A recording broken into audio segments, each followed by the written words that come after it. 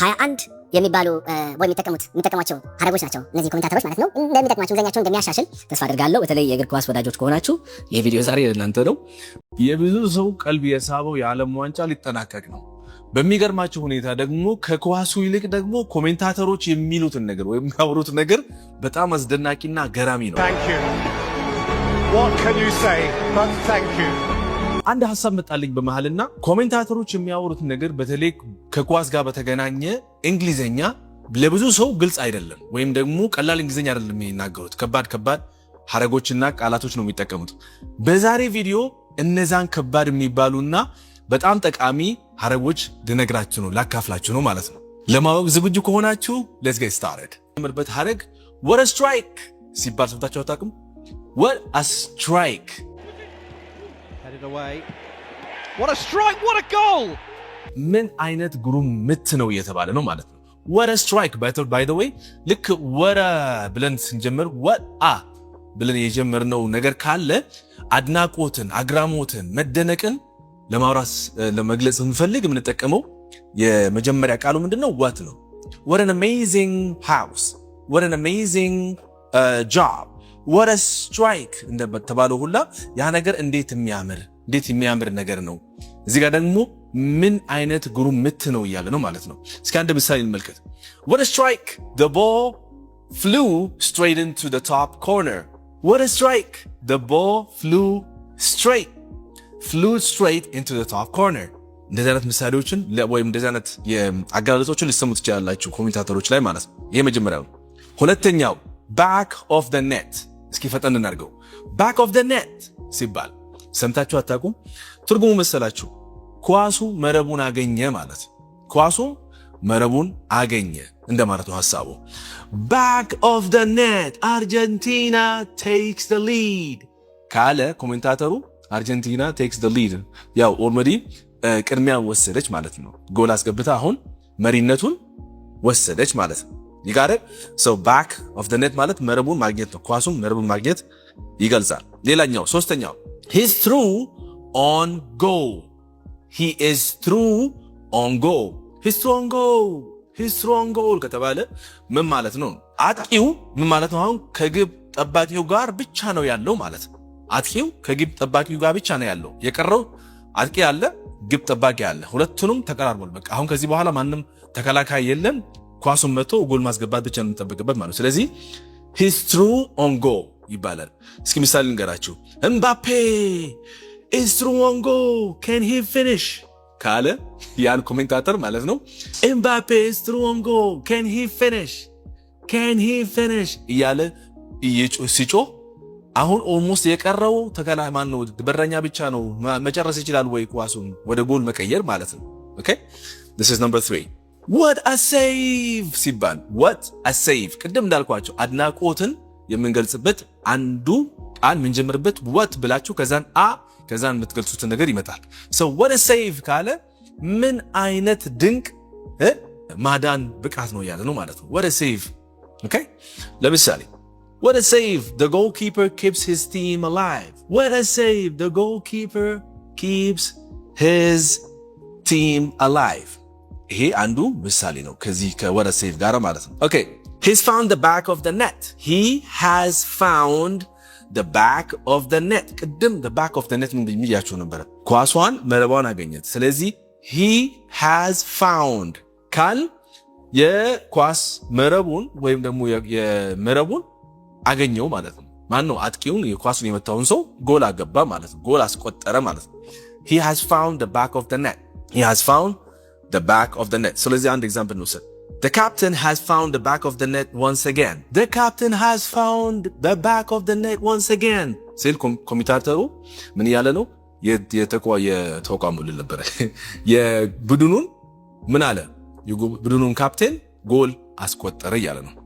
ኦኬ against the run of play. against the run of play. against the run of play. against the run of play ምን ማለት ነው? እዚህ ጋር መሰላችሁ against the run of play ስንል አንድ ሁለት ቡድኖች የተጫወቱ ነው ጨዋታው። አንዱ ቡድን በጣም ያጠቃ ይሄ ቡድን ሁሉ ጊዜ በቃ የመከላከል ስልት ላይ ነው ያለውና እንዲሁ በማጥቃት ላይ ያሉ የተጫኗቸው እነዚህ ድንገት ተነሱና ጎል አስገቡ ማለት ነው። ስለዚህ ጎል ሲያስገቡ እነዚህ ሰዎች ወይም ደግሞ ጎል ሲያስቆጥሩ ምን ሆኖ ማለት ነው? ጫና ላይ ቢሆኑም እንኳን ጎል አስገቡ ማለት ነው። so against the run of play ይባላል። ከጨዋታው እኛ የምናየው ነገር ምንድነው? ጫና በእነዚህ በኩል ስለዚህ እነዚህ ጎል ያስገባሉ ብሎ ነው የሚያስቡት አይደል ሰዎች። እኛም እንደዛ ነው የምናስበው። ስለ አንድ ሰው የጫነ ሲመጣ ወይም የተጫነ ሲመጣ ጎል እንደሚያስገባ ነው የምናውቀው። ግን ድንገት የተጫነውን አካል ተነስቶ ጎል ቢያስገባበት ስለዚህ that's against the run of play እንላለን። አገላለጹ እንደዛ ነው። ኦኬ ሰባተኛው game on ማለት ጨዋታው አሁን ተነቃቃ እንደማለት ነው። ጨዋታው አሁን ተነቃቃ። ኮምፒውተሩ ለምሳሌ 1-0 ሲመራ የነበረ ቡድን ተነስቶ እኩል የሚያስደርገው ጎል ቢያስገባ ሰው game on ይልና ኮምፒውተሩ ማለት ምንድነው? አሁን ጨዋታው ተነቃቃ እኩል ስለሆኑ ማለት ነው። ለምሳሌ ስፔን ኢኳላይዝ game on ካለ ስፔን እኩል ሆነች፣ አሁን ጨዋታው ተነቃቃ እያለ ነው። ኦኬ ስምንተኛው the momentum has shifted the momentum ማለት ሞሜንተም ያው በተለምዶ የአንድ ነገር በሚሄድበት ሪትም ማለት ነው፣ ወይም ደግሞ የሚሄድበት የምት አካሄድ አለ። so the momentum has shifted ካለ አንዱ ቡድን ኮንትሮል አደረገ ማለት ነው። ጨዋታውን ሲቆጣጠር ምን ማለት ነው? the momentum has shifted ጨዋታውን አቅጣጫ ቀይሮታል ማለት ነው። አንዱ ቲም የነበረው ተጠቂ የነበረው አሁን ደግሞ አጥቂ መሆን ጀመረ ወይም ማጥቃት ጀመሩ ማለት ነው። let's take an example of this one. after that goal the momentum has shifted completely ከዛ ጎል በኋላ ያለውን የጨዋታ ድባብ ወይም አቅጣጫ ተለወጠ ነው ሐሳቡ። ዘጠነኛው they are piling up the pressure አሁን እዚህ ጋር ማለት ነው they are piling up ማለት በተለምዶ አንድን ነገር ማጠራቀም በላይ ማስቀመጥ ማለት ነው። ስለዚህ በላይ አንድ ነገር ስናረግ ምን ማለት ነው? piling up። ስለዚህ ሐሳቡ ምንድነው? አንዱ ቲም ወይም አንዱ ቡድን ምን ማድረግ ጀመረ? continuously ያለማቋረጥ ማጥቃት ጀመረ። በቃ ሳያቆሙ በቃ ማጥቃት በመሃል እያጠቁ ሲመጡ they are piling up on the pressure ማለት ነው። እስኪ ምሳሌ እንመልከት። France is piling up on the pressure ካለ በላይ እያጠቃች ነው ያለችው ማለት ነው። ማንን? ተከታታይ ጫና እያሳደሩ ነው። በማን? በሌላኛው ቡድን ላይ ማለት ነው። አስረኛው a golden golden ወርቃማ እድል ማለት በአጠቃላይ golden opportunity ማለት ወርቃማ የጎል እድል ነው። እዚህ ጋር በኳስ ጨዋታ ላይ እንደዛ ነው። that's a golden opportunity wasted ከተባለ ያንን የወርቃማ የጎል ማስገባት እድሉ አመለጣቸው ወይም ደግሞ ሳይሳካ ቀረ ማለት ነው። 11ኛው he missed by inches ማለት እዚህ ጋር ማለት ነው አንድ ሰው ኳስ መታ፣ ያሻማውን ኳስ ለጥቂት ጎል መግባት ሲያቅተው ምን ማለት ነው? he missed by inches እንላለን ማለት ነው። በጥቂት ልዩነት ነው ያመለጠው ኳሱ ማለት ነው። he missed by inches so unlucky ከተባለ ያው ይገፋቸዋል ማለት ነው። ምን እያለ እንደሆነ ኮሜንታተሩ። 12ኛው clinical finish the meaning of this one here ጽድት ያለ የኳስ ማስጨረስ ብቃት ማለት ነው። ጎል ማስገባት ማለት ነው። ግን አንድ ሰው ኳስ ያስገባ ጽድት ያለ ምንም ይሄ ያልተመታ ዝበራረቀ የጎል ማስገባት ብቃት ማለት ነው። clinical finish ይባላል። ስለዚህ በጣም በተሟላ አንድን ጎል ማስገባት ማለት ነው። በተሟላ መልኩ አንድን ጎል ማስገባት that's a clinical finish from the striker ከተባለ ከስትራይከሩ ወይም ደግሞ ከአጥቂው ጽድት ያለ ጎል ማለት ነው። ምንም ያልተበላሸ። 13ኛው he's pulling the strings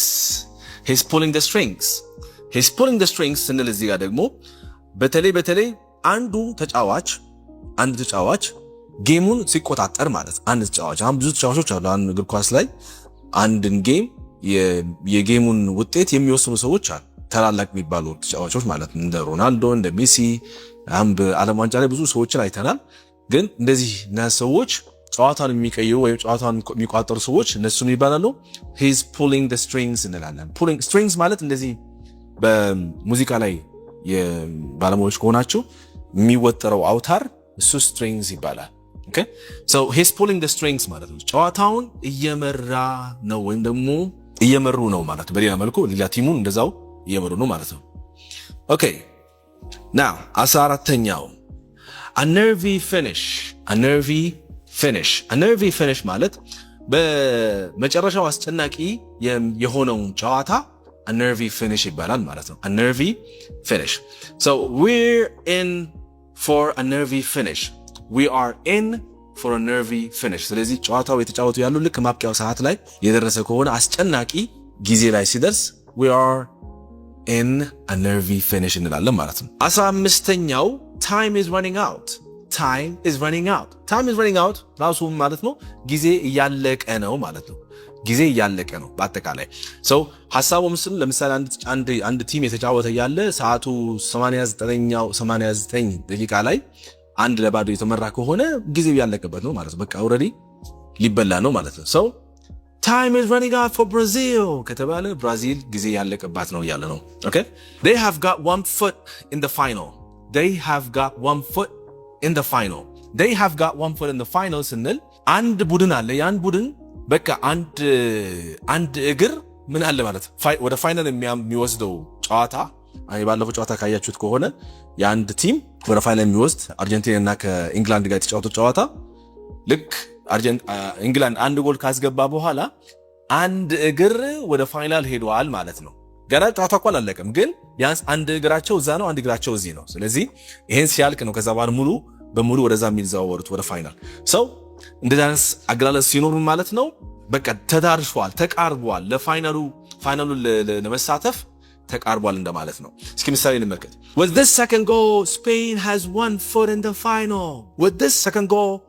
has one foot in the final ስለዚህ ስፔን በዚህ ሁለተኛው ግብ አንድ እግሯን ወደ ፋይናል ዘርግታለች ማለት ነው። ከዚህ በኋላ ያለው ጨዋታ ይቀጥላል ማለት ነው። ይጋረ ሰው ይሄ 16ኛው 17ኛው a game of two halves እሺ ይሄ ማለት ነው ደግሞ ሁለቱ አጋማሾች ፈጽሞ የተለያዩ ሲሆኑ a game of two halves እንላለን ማለት ነው። this game is a game of two halves ስንል የመጀመሪያው አጋማሽ ምናልባት ምንም አይነት እንቅስቃሴ ያልነበረው፣ ሁለተኛ አጋማሽ ግን በቃ ኃይለኛ ጨዋታ ከሆነ that's a game of two halves እንላለን ማለት ነው። okay it has been a game of two halves especially አሁን እኔ ባለፈው የአርጀንቲና እና የኢንግላንድ ጨዋታ የተመለከታችሁ እንደሆነ የመጀመሪያው አጋማሽና ሁለተኛው አጋማሽ ጭራሽ አይገናኝም ማለት ነው። okay 18ኛው the crowd has erupted ከተባለው ማለት ነው የተመልካቹን በደስታ ፈነዳ ማለት ነው። ወይም ደግሞ ጩኸታቸው በጣም ሲበዛ የተመልካቹን ወይም የደጋፊዎቹን ምን እንላለን? the crowd has erupted እንላለን ማለት ነው። so the crowd has erupted after that spectacular goal የሚገርም የሚደንቅ የሚያስገርም ጎል ማለት ነው። okay 19ኛው the referee points to the spot ምን ማለት ነው? ፔናልቲ ሲሰጥ ማለት ነው። ፍጹም ቅጣት ምት ሲሰጥ ምን እንላለን ማለት ነው? the referee points to the spot እንደዚህ ካለ ብዙ ጊዜ ካስተዋላችሁ ሬፈሪ ወይም ደግሞ ዳኛ እንደዚህ ካለ ፔናልቲ ማለት ነው። ስለዚህ points ከተባለ point ማለት እንደዚህ ማድረግ ነው። points በእጅ መጠቆም ማለት ነው። so the referee points to the spot ስለዚህ ፔናልቲ አገኘው፣ ዳኛው ወደ ፔናልቲ ነጥቡ ጠቆመ ወይም ደግሞ ፔናልቲ ተሰጠ ማለት ነው። the referee points to the spot penalty for Argentina ብሎ ካለ ታውቁታላችሁ ማለት ትርጉሙ። 20ኛው it's anyone's game ከተባለ ደግሞ ይሄ ጨዋታ ማንንም ሊያሸንፈው ይችላል፣ ወይም ይሄ ጌም ማለት ነው እቺ ማች ማንንም ሰው ሊያሸንፍ ይችላል። it's anyone's game ከተባለ ማለት ነው። ድጋሜ ልገምላችሁ it's anyone's game። እስኪ ምሳሌ እንመልከት። with 10 minutes left it's anyone's games የቀረው 10 ደቂቃ ነው፣ ጨዋታው የማንም ሊሆን ይችላል፣ ማንም ሊያሸንፈው ይችላል እንደማለት ነው። okay 21ኛው and that seals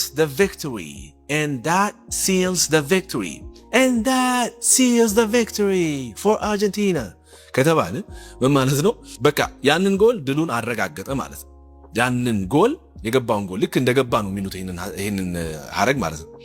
and that seals the victory ያንን ጎል ምን ድሉን የቡድኑን ድል አረጋገጠ እያለ ነው ማለት ነው። እኔ መሰል እነዚህን 21 የሚባሉ ቦይ የሚጠቀሟቸው ሀረጎች ናቸው እነዚህ ኮሜንታተሮች ማለት ነው። እንደሚጠቅሟችሁ እንግሊዘኛችሁን እንደሚያሻሽል ተስፋ አድርጋለሁ። በተለይ የእግር ኳስ ወዳጆች ከሆናችሁ ይህ ቪዲዮ ዛሬ ለእናንተ ነው።